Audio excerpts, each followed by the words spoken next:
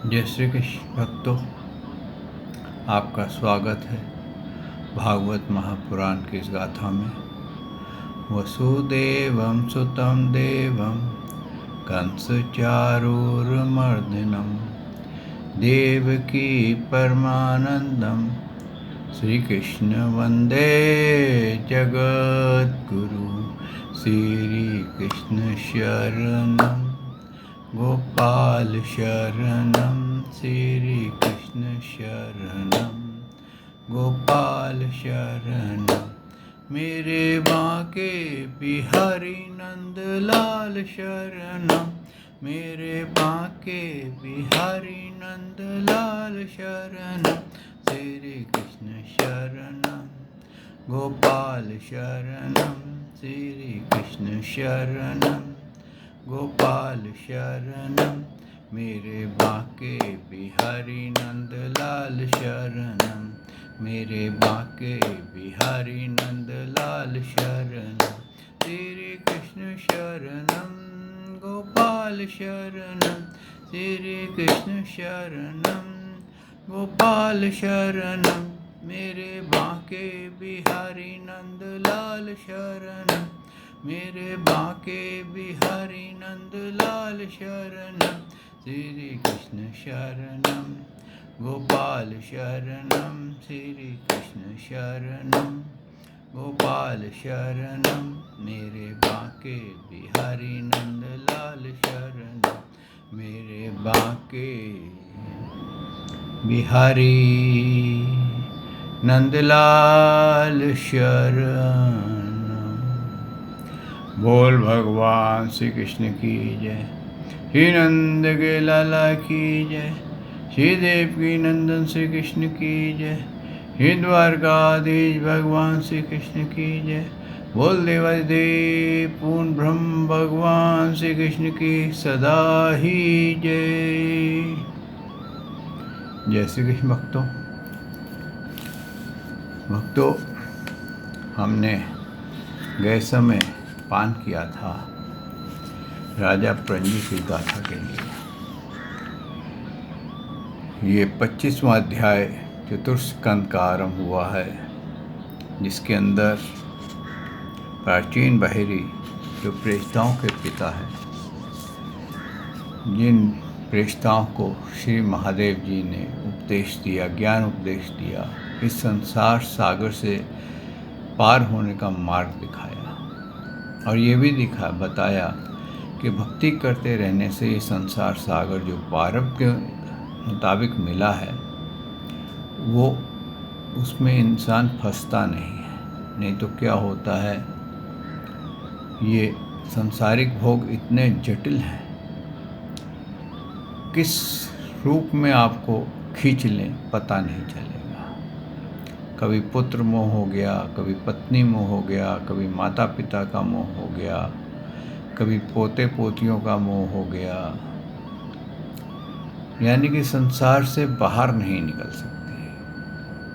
और फिर राजा प्राचीन बहिरी क्या थे कि वो भगवान से विमुख थे।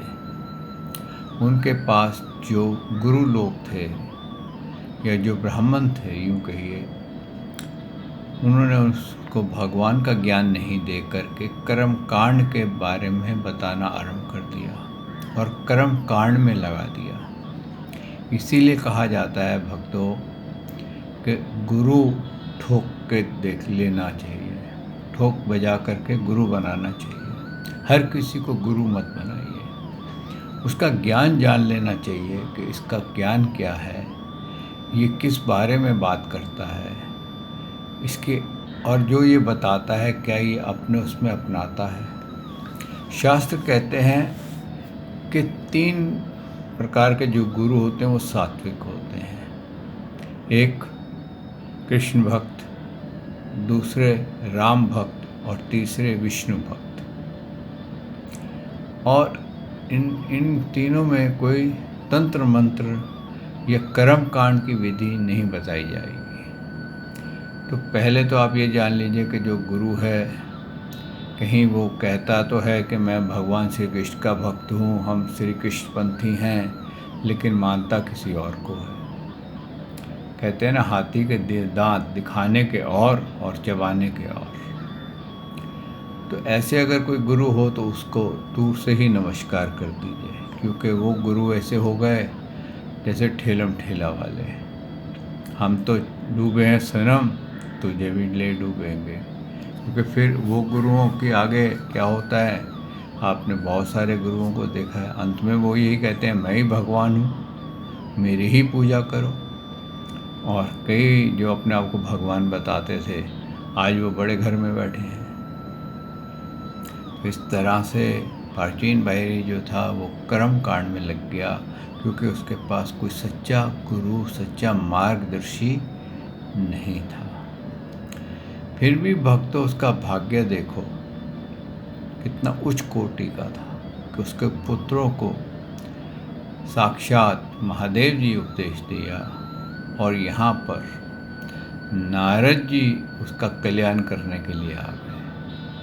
और नारद जी की ये बड़ी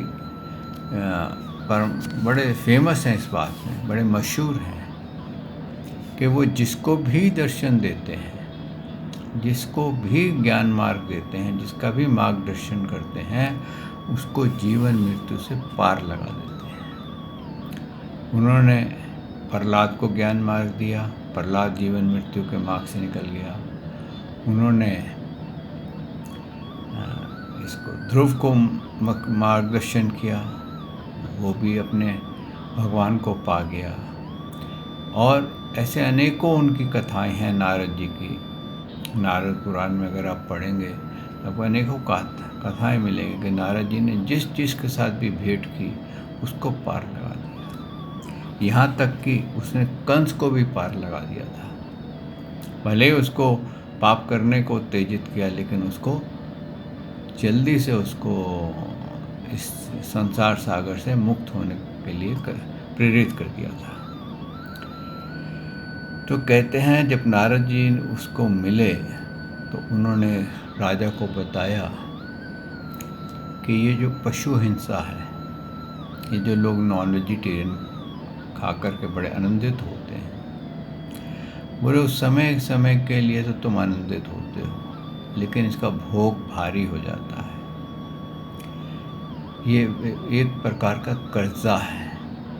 अगर हम किसी के शरीर का सेवन करते हैं तो उस जीव का शरीर का कर्जा हम पे आ जाता है, और फिर हमें अपना शरीर दे करके उस कर्जे को उतारना पड़ता है। तो उन्होंने यही कहा कि राजन, तुम ये कर्म कांड में क्यों पड़ गए हो? ये कर्म कांड तो तुम्हें कहीं भी लेकर के नहीं जाएगा। सिर्फ क्षणिक तुम्हारे को लगेगा कि मेरे पास ये शक्ति आ गई, ये हिंसा करी, ये मांस खा लिया, ये सब जीवा का स्वादन है। और ये भी जो तुम्हारे को कर्म कांड करा रहे हैं ना, ये भी अज्ञानी है। कोई भी सच्चा गुरु कभी भी आपको उस मार्ग पे नहीं लेके जाएगा जहाँ पर आप पापों से लिप्त हो जाए। गुरु का कार्य होता है अंधकार से प्रकाश में लेना। गु मतलब अंधकार, रू मतलब प्रकाश। जो इंसान आपको अंधकार से प्रकाश में ले जाए उसको गुरु कहा है। अगर वो आपको अंधकार में ले जाए तो वो गुरु नहीं है। तो इसलिए भक्तों, गुरु को भी ज़रा समझ लेना चाहिए, और जो वाचक हो, ज्ञानवाचक हो, उसकी भी भाषा समझ लेनी चाहिए, जान लेना चाहिए कि ये किस तरह से और किस प्रकार, किसका हमारे को मार्गदर्शन करके हमें कहाँ ले जाना चाहता है। अगर वो भगवान श्री कृष्ण के द्वार ले जा रहा है तो वो आपका सच्चा मित्र है, और अगर वो आपको संसार में भटका रहा है कि इसकी पूजा करोगे तो ये प्राप्ति होगी, इसकी पूजा करोगे तो ये प्राप्ति होगी, आपसे दक्षिणा के चक्कर में पड़ा हुआ है, तो वो आपको अंधकार में ले जाने वाला व्यक्ति है। उसके पीछे आप मत चलिए। तो भक्तों, आइए इस भागवत महापुराण को आरंभ करते हैं। सच्चिदानंद रूपाय सृष्टिस्थित्यप्ययेहानित्यस्योत्पत्ते आदिहेतवे ताप्तय विनाशाय श्रीकृष्णाय वयं नमो नमः। श्रीकृष्णाय वयं नमो नमः। श्रीकृष्णाय वयं नमो नमः। श्रीकृष्णाय वयं नमो नमः। बोल भगवान श्री कृष्ण महाराज की जय। यहाँ नारद जी ने कहा, देखो देखो राजन, तुमने यज्ञ में निर्दयता पूर्वक जिन हजारों पशुओं की बलि दी थी उन्हें काश में देखो। क्या करा नारद जी ने कि उसको एक पुष्प उसकी आंखों में लगाया था, और उसको जैसे ही उसकी आंखों में पुष्प लगा तो उसके कहते हैं दिव्य ज्योति उसके आंखों में आ गई, और वो उन सब पशुओं को देख सका जिसकी उसने निर्दयता से हत्या की थी। तड़पा तड़पा के जिनको मारा था शक्तियाँ पाने के लिए, भोग पाने के लिए, उन सब को ऊपर देखा। वो बहुत क्रोध में उसको देख रहे थे, और ये भी कहा उससे कि यह तुम्हारे द्वारा प्राप्त हुई पीड़ा को याद करते हुए बदला लेने के लिए तुम्हारी बाट देख रहे हैं। देखिए क्या है कि जब हम किसी को दुखी करते हैं और या किसी की हत्या करते हैं, चाहे वो किसी भी नियत से की जाए, यकीन मानिए उसका हिसाब किताब देना पड़ता है। आप ये मत सोचिए कि मैंने तो हत्या कर दी और मुझे किसी ने देखा नहीं। एक बार ऐसा हुआ, एक गुरु था, उसने 2 शिष्य थे, उन दोनों को एक एक कबूतर दिया और बोला जाओ इन कबूतरों को मार के ले आओ, पर वहाँ मारना जहाँ कोई देख ना रहा।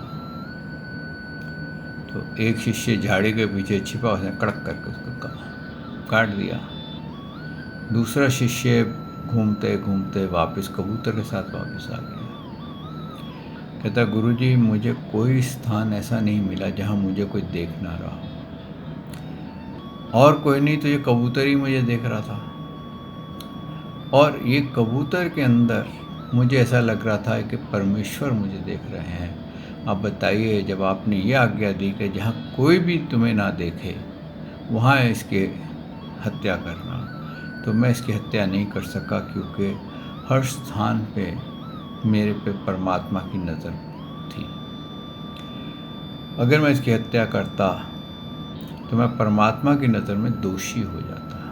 तो यही भक्तों, हकीकत यही है, जो तामसिक भोजन करते हैं उनको पता नहीं चलता कि उनका अपराध कोई देख रहा है, और यही कारण है जब भोग भोगने पड़ते हैं तो हाय देव करते हैं कि मैंने किया ही क्या, मैंने क्या अपराध किया जो मैं अपंग हो रहा हूँ, जो मैं चल नहीं पा रहा, इतनी पीड़ा सह रहा हूँ, इतना कष्ट सह रहा हूँ, वो सोच नहीं सकते। ये तो कष्ट इस शरीर का सह रहे हैं, लेकिन इसके बाद जो ऊपर का कष्ट है ना, आगे नरकों का विवरण आएगा, वो आप सुन नहीं सकेंगे कि कितना कष्टदायक विवरण है, और हम कितनी सरलता से पाप कर जाते हैं, कितनी सरलता से हत्याएं कर जाते हैं, सिर्फ एक रस इंद्रिय को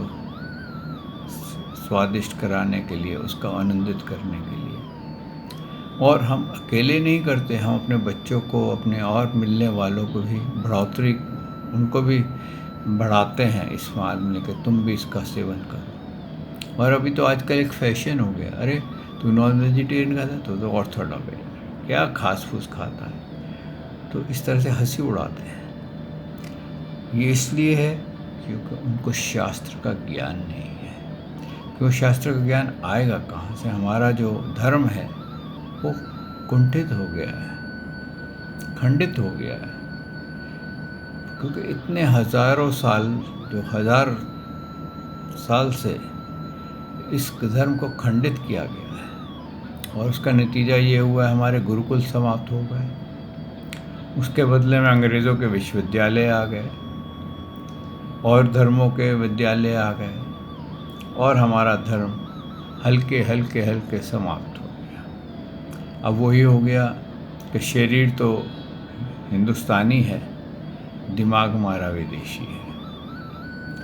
इसी प्रकार से भक्तों, हम अपने धर्म से, अपने कर्तव्य से हम विमुख हो गए, तो हमारा अस्तित्व भी हम भूल गए। यही आगे आएगा कि अस्तित्व भी इंसान भूल जाता है। कहते हैं, उन्होंने फिर कहा कि अच्छा, अब मैं तुम्हारे को इस विषय में तुम्हें एक प्राचीन उपाख्यान सुनाता हूँ। वह राजा प्रंजु का चरित्र है, उसे तुम मुझसे सावधान होकर के सुनो। मैंने आपसे पहले भी कहा था कि हम शास्त्र क्यों पढ़ते हैं, हम हिस्ट्री क्यों पढ़ते हैं, ताकि हम जान सकें कि किसने कैसा लाइफस्टाइल जिया और उसका नतीजा क्या हुआ, और उस लाइफस्टाइल को हम अपने जीवन में उतार सकें।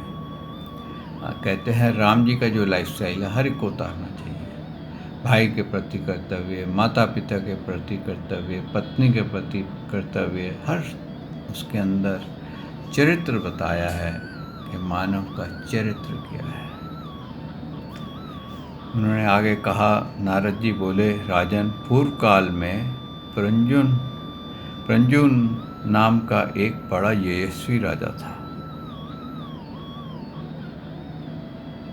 उसका अविज्ञात नाम का एक मित्र था। कोई भी उसकी चेष्टाओं को समझ नहीं सकता था। राजा प्रंजुन अपने रहने योग्य स्थान की खोज में सारी पृथ्वी घूमा, फिर भी जब उसे कोई अनुरूप स्थान ना मिला तब वह कुछ उदास सा हो गया और उसे तरह तरह के भोगों की लालसा थी।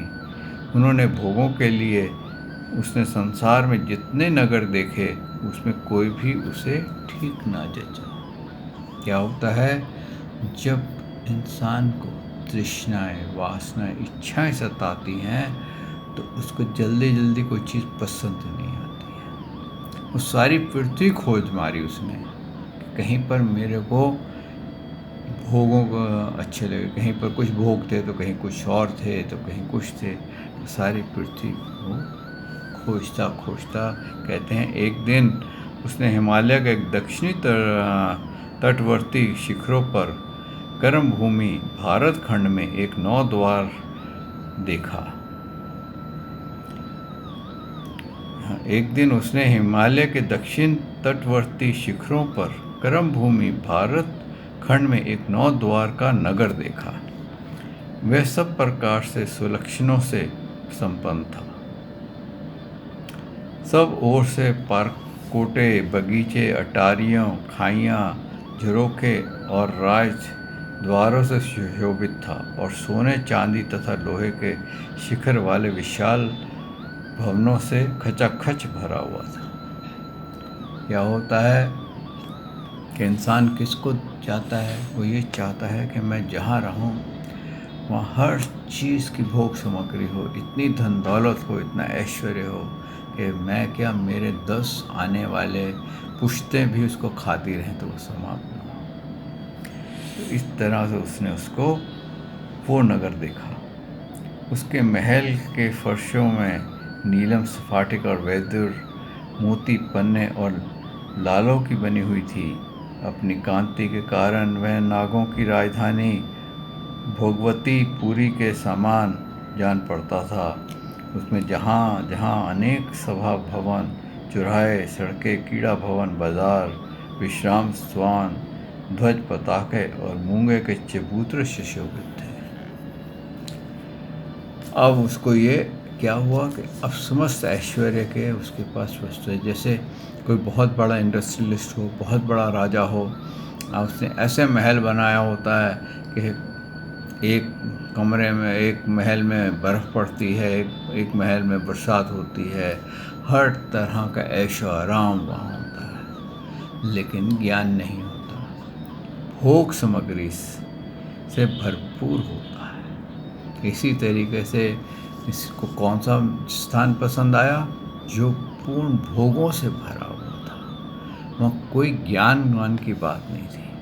आगे कहते हैं, राजा परंजु ने उस अद्भुत वन में घूमते घूमते एक सुंदरी आते गए देखा, जो अकस्मात उधर चली आई। उसके साथ 10 सेवक थे, जिनमें से प्रत्येक 100 नायकों के पति था। यानी कि 10 सेवक थे, एक एक नायक जो था वो 100 दासियों का पति था। एक 5 फन वाला सांप उसका द्वारपाल था, वह उसी सब ओर से रक्षा करता था। वह सुंदरी भोली भाली किशोरी थी और विवाह के लिए श्रेष्ठ पुरुष की खोज में थी। उसकी नासिका, दंतपंती, कोपल और मुख बहुत सुंदर थे। उसके सामान, कान, कुंडल झिलमिला रहे थे। उसका रंग सांवला था। अब देखिए, अब सुंदरी है, सांवली भी है, लेकिन उसके अंदर अट्रैक्शन बहुत है। तो ये जो था परंजु राजा, ये उसकी तरफ खिंच गया। तो इससे आगे कहते हैं कि है उसका रंग सांवला था। अधिक क्या, वह साक्षात कोई देवी सी जान पड़ती थी। वह गजगामिनी बाला, किशोरावस्था की सूचना देने वाले और गोल गले के समान परस्पर सटे हुए स्तनों को लज्जावश बार बार आंचल से ढकती जाती थी। उसकी प्रेम से मटकती हुई भूमें और प्रेमपूर्वक तिरछी चितवन से वन के वानों से घायल होकर वीर परंजु ने लज्जायुक्त मुस्कान और भी सुंदर लगने वाली उस देवी से मधुर वाणी से कहा।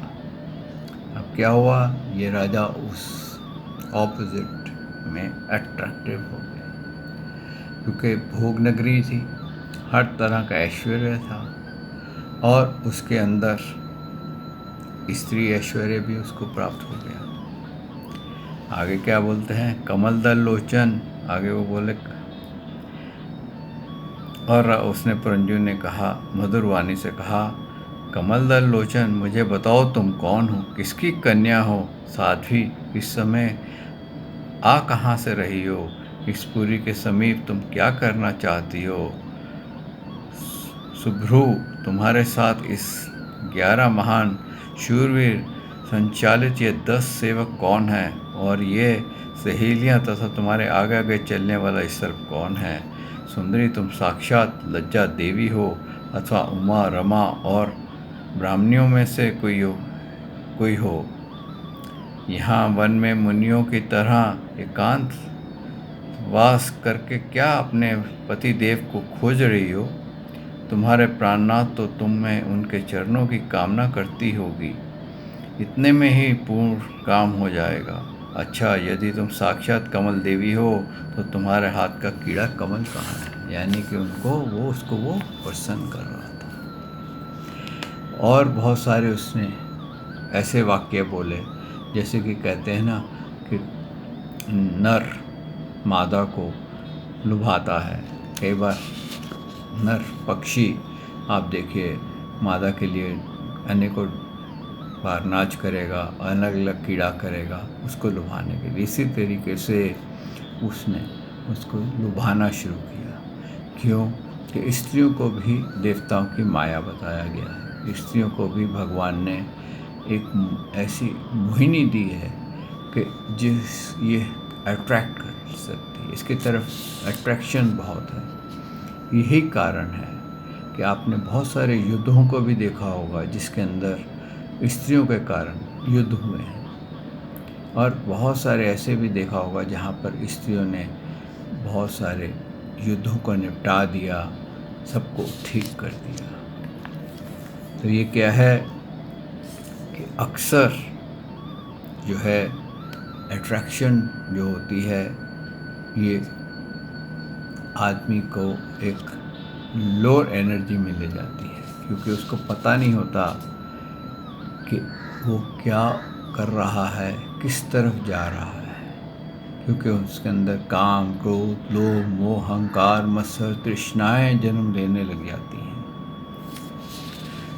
इसी प्रकार से उन्होंने फिर नारद जी ने कहा, वीरवर, जब राजा पुरंजू ने अधीर से होकर के इस प्रकार याचना की, तब उस बाला ने भी हंसते हुए उसका अनुमोदन किया।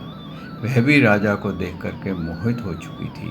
वह कहने लगी, नरश्रेष्ठ, हमें अपने उत्पन्न करने वाले का ठीक ठीक पता नहीं है, और ना ही हम अपने या किसी दूसरे नाम या गोत्र को ही जानते हैं। देखिए क्या कहा है।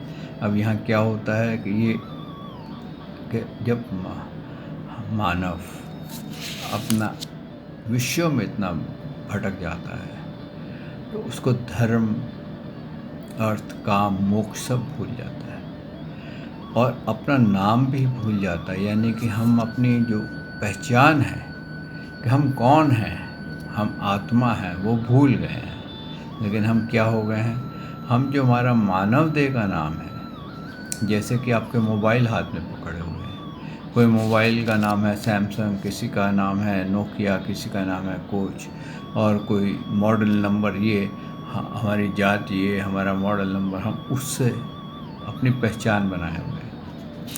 लेकिन ये तो हमारी सांसारिक पहचान है। लेकिन हम ये भूल गए हैं कि हम भगवान के अंश हैं। किस गोत्र से आए हैं, किसके थ्रू आए हैं, वो सब भूल गए। और यही वो पुरंजनी ने कहा कि मैं सब ये नहीं जानती, मैं भी एक पार्टनर की खोज में हूँ और मुझे तुम पसंद आ गए। इसीलिए उसने कहा, मेरे को पता ही नहीं है कि मेरे को किसने उत्पन्न किया। यानी कि उसको ये पता ही नहीं है कि उसकी आत्मा भगवान के यहाँ से आई, क्योंकि ज्ञान नहीं है।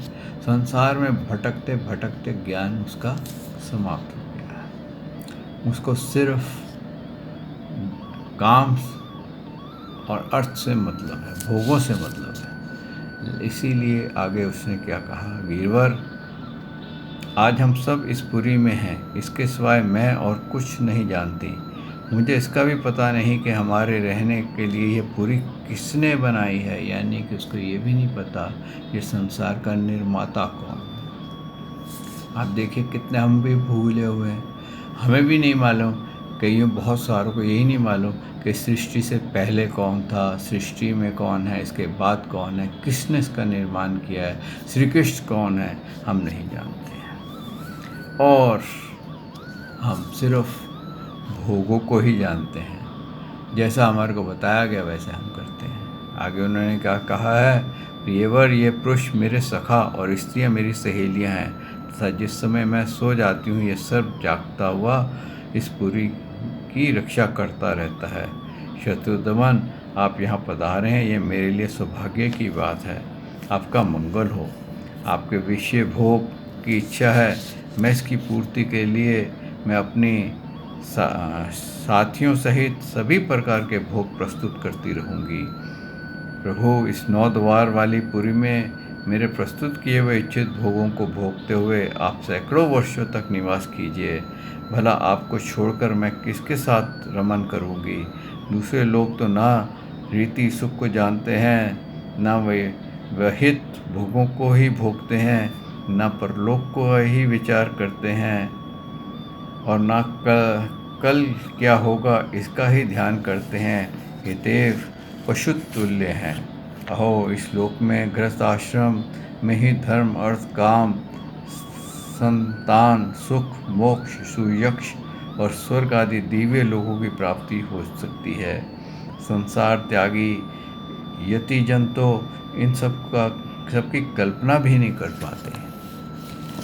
देखिए क्या कह रही है कि जो सन्यासी हैं, जिन्होंने इसका परित्याग कर दिया है गृहस्थ आश्रम का, वो कहती है कि गृहस्थ का तो कोई जैसा सुख कोई भोग ही नहीं पाता है। क्यों कि गृहस्थ के अंदर एक बार असत हो गया तो वो बाहर निकल नहीं पाता। आगे उसने क्या कहा है, महापुरुषों का कथन है कि इस लोक में पितृ, देव, ऋषि, मनुष्य तथा संपूर्ण प्राणियों के और भी कल्याण का आश्रय एकमात्र गृहस्थ आश्रम ही है।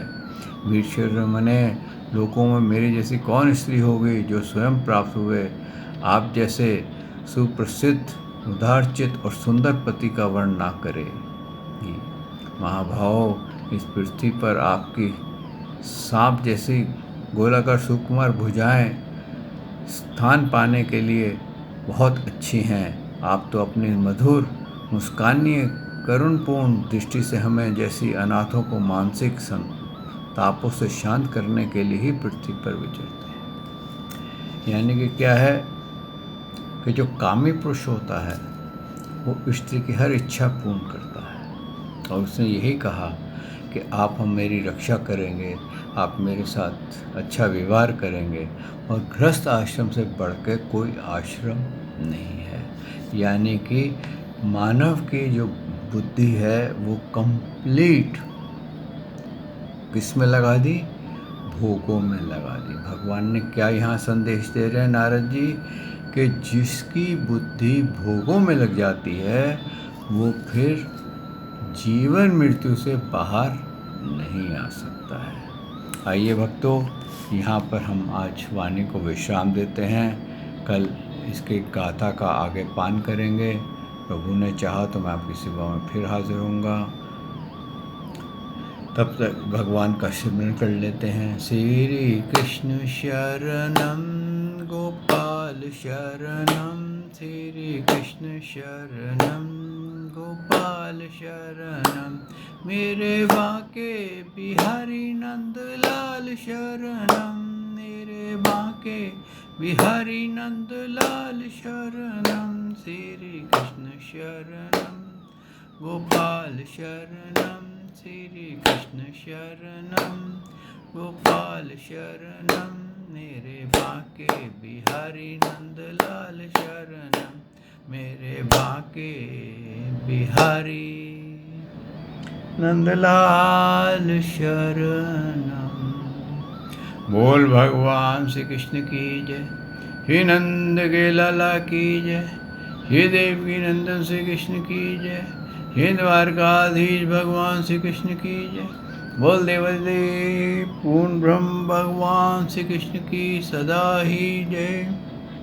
जय श्री कृष्ण भक्तों।